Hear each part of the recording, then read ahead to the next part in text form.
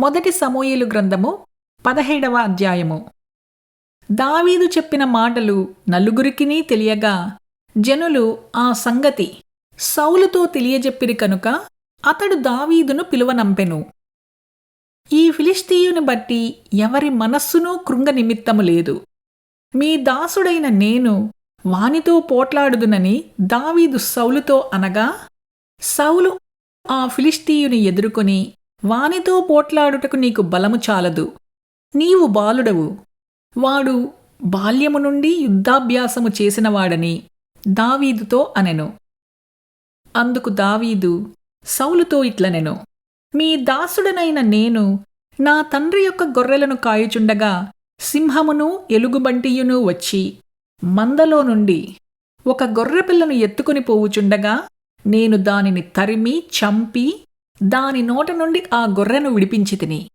అది నా మీదకి రాగా దాని గడ్డము పట్టుకుని దానిని కొట్టి చంపితిని. మీ దాసుడనైన నేను ఆ సింహమును ఎలుగుబంటిని చంపితినే.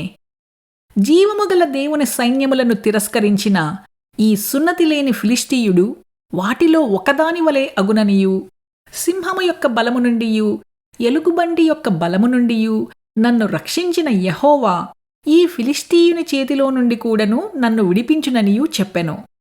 అందుకు సౌలు, పొమ్ము, యెహోవా నీకు తోడుగా ఉండునుగాక అని దావీదుతో అనెను. పిమ్మట సౌలు తన యుద్ధవస్త్రములను దావీదునకు ధరింపచేసి రాగి శిరస్త్రాణమొకటి అతనికి కట్టి యుద్ధ కవచము తొడిగించెను.